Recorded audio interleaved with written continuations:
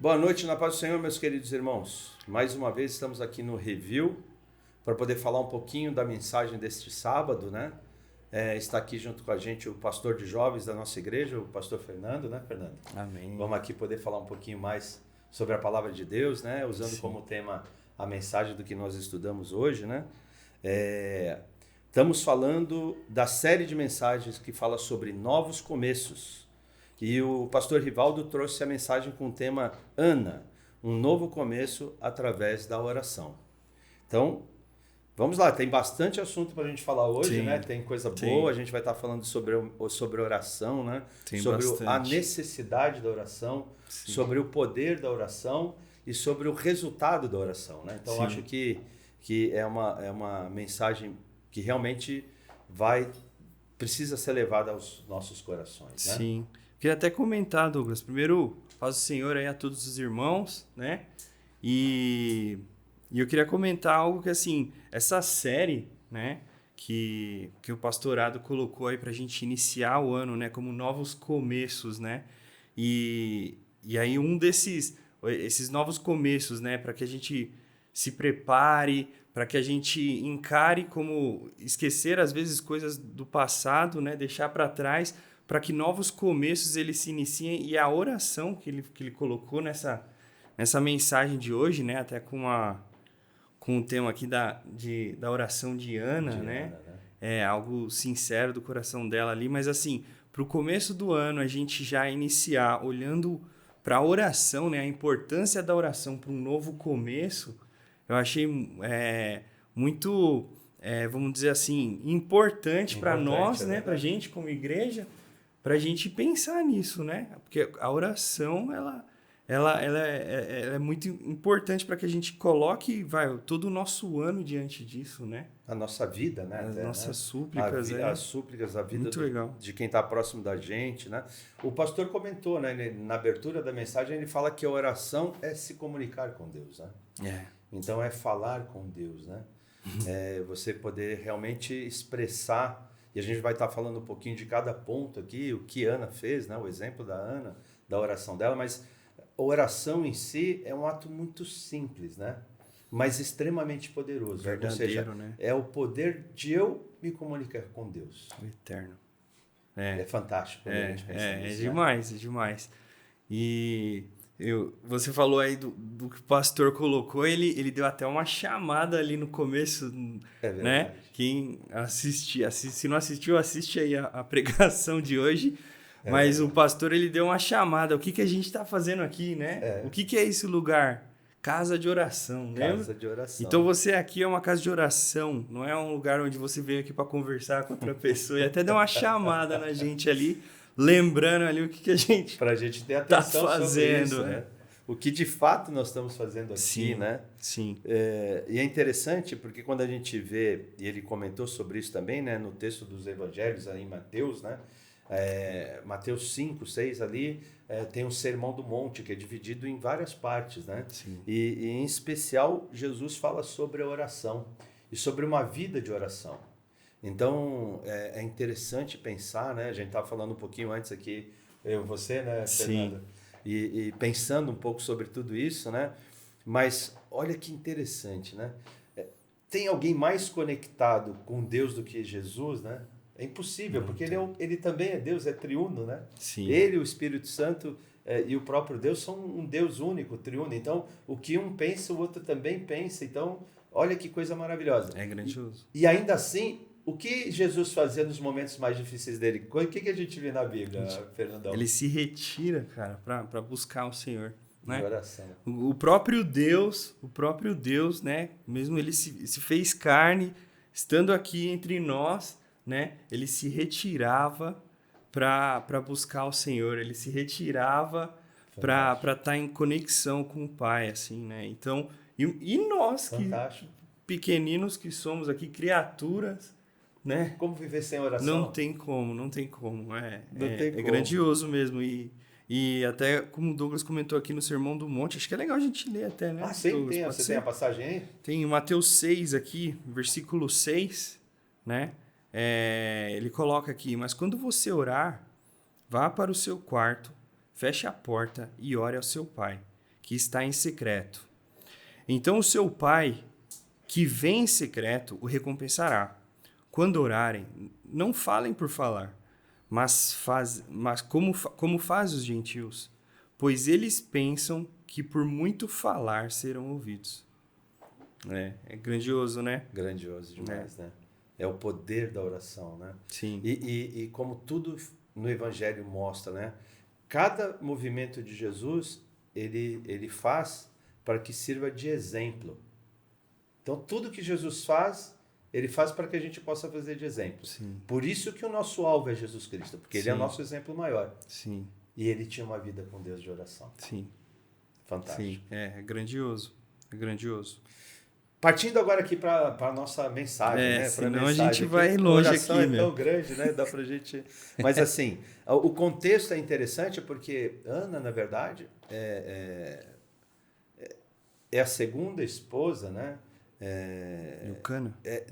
Eliaú, né? O nome dele é um pouco diferente pra gente, da gente falar, mas ela era estéril. Sim. Então, ela não tinha filhos. E naquela época, a sociedade daquela época admitia inclusive o divórcio, se a mulher não tivesse filhos. Né? O pastor deixou isso bem claro. Mas ali, naquele texto, ele diz assim que o amor do marido de Ana por ela era tão grande, mas tão grande, que ele não tinha isso na cabeça dele. Muito pelo contrário, ele falava para ela, mas Ana, eu te amo tanto, meu amor não é o suficiente, né, para você, porque ele vem da amargura no coração da Ana. Essa, vamos dizer assim, essa tênue, né, de que, levando em consideração, né, toda a cultura da época, também, né, os costumes da época, né, o amor do seu marido por ela, né, e aqui o texto bíblico coloca até que ele fala para ela que o amor dele por ela não é o suficiente, né?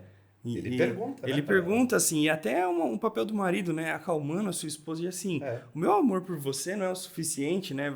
Vendo assim a angústia dela, né, em querer ter filhos, né? É muito legal assim de ver essa primeira parte antes da gente adentrar, mas assim, do marido dela acalmando e não indo para esse ponto de olha, você não vai poder me dar filhos, então, né? De alguma forma, criando qualquer queixa em favor Isso, dela, né? Mas é interessante porque esse amor do marido também pode representar, se a gente olhar assim, o amor de Deus, né? Sim. Porque Deus não olha para as nossas dificuldades, nossos pecados, nossas fraquezas, né? A misericórdia dele, o amor dele é tão abundante, tão grande, né? Sim. Que ele não olha para isso, né? E o amor desse marido era verdadeiro, era um amor como o amor de Deus para conosco, né? Sem olhar as dificuldades que a mulher tinha, né? E é interessante a gente entender que existe uma sequência. O pastor falou sobre essa sequência da oração de Ana, né? Sim. Então a primeira coisa que acontece é que Ana chega no lugar certo para poder orar, né? Ele vai à casa de oração. É aquilo que você está falando agora há pouco, né? O pastor provocou a gente, né? Sim. Falou assim, o que você veio fazer aqui, né? Aqui é lugar de quê? Aqui, né? para que você veio? Aqui é lugar de casa quê, de né? oração. Aqui é casa de oração.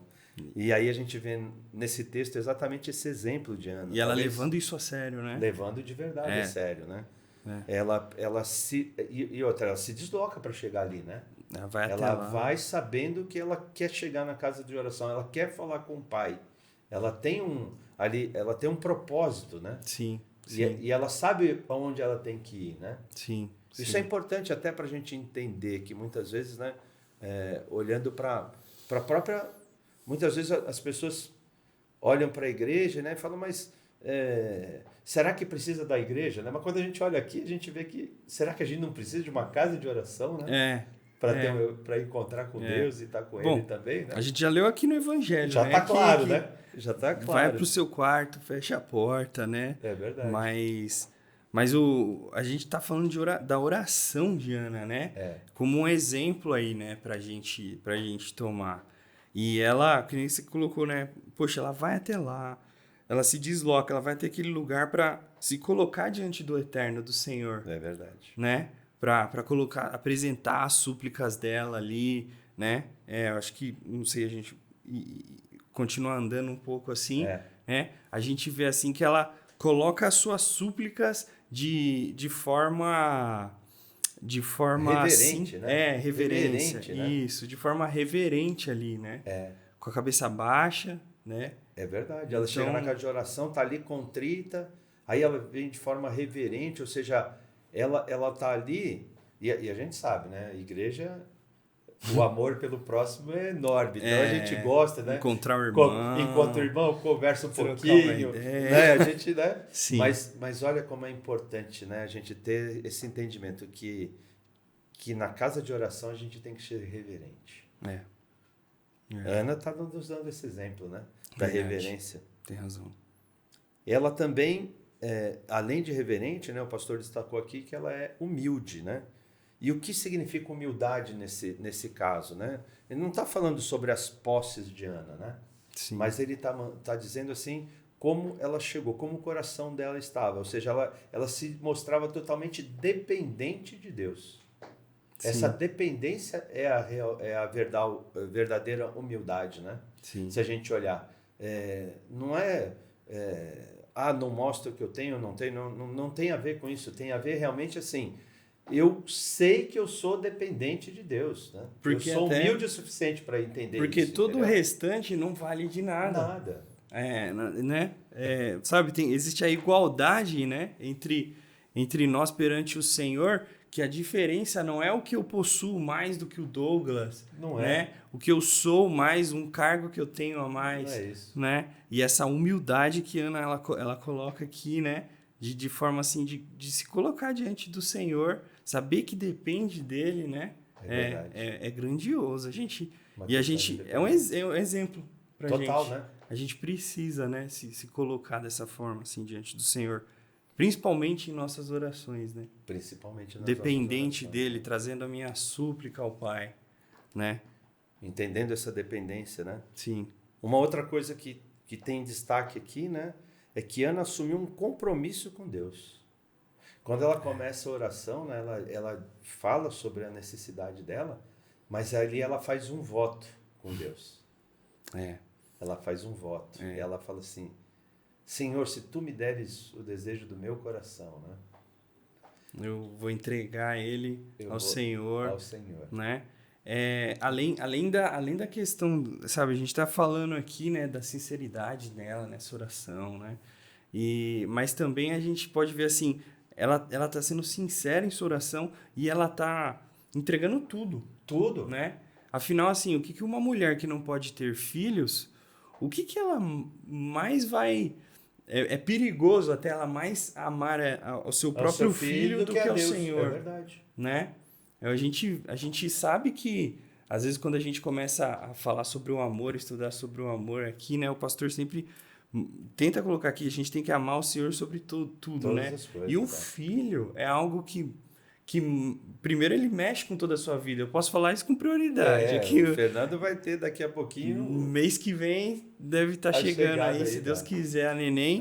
Eu posso falar, a gente está se movimentando em cima disso. É verdade. Movendo a nossa vida, organizando, tudo preparando para a chegada desse bebê. E aí você para pensar, uma mulher que não podia ter filhos, que ela se coloca diante do Senhor em oração, né? E o Senhor, ele... assim, nessa oração onde ela se coloca diante do Senhor, ela ao mesmo tempo que ela pede ao Senhor, ela entrega ao Senhor isso também. Isso é fantástico que você falou. Ela entrega ao Senhor, além de... ou seja, o fruto do maior benefício que ela pode ter, ela está falando assim, eu não quero para mim, Senhor, eu quero dedicar a Ti. Caramba. É profundo demais, né? É demais. É profundo demais. Sim. É muito profundo. E você, já fez um voto com Deus em algum momento da sua vida? Alguma dificuldade? A sua necessidade foi atendida com o voto que você fez? E você está cumprindo com o teu voto junto com Deus? Em oração. Em oração. Porque pensa assim, né? Senhor, me dá um carro que eu quero pregar a tua palavra. Né? Aí Deus vai lá em honra e abre as portas e dá um carro. Aí depois você fala assim, mas dá para ser depois, porque eu tenho uns compromissos com os amigos, um churrasco, já encontrar umas pessoas, depois eu começo a pregar, né? né? Será que a gente não corre o risco, né?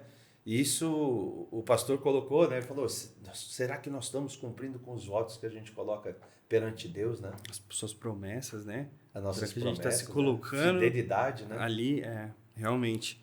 E fica como uma, não uma provocação, né? Mas um alerta. Um alerta. Mais né? do que uma provocação, né? Um alerta para que a gente possa se colocar diante do Senhor com votos, né? Não, mas assim, que a nossa oração, que os nossos pedidos, que os novos começos, né?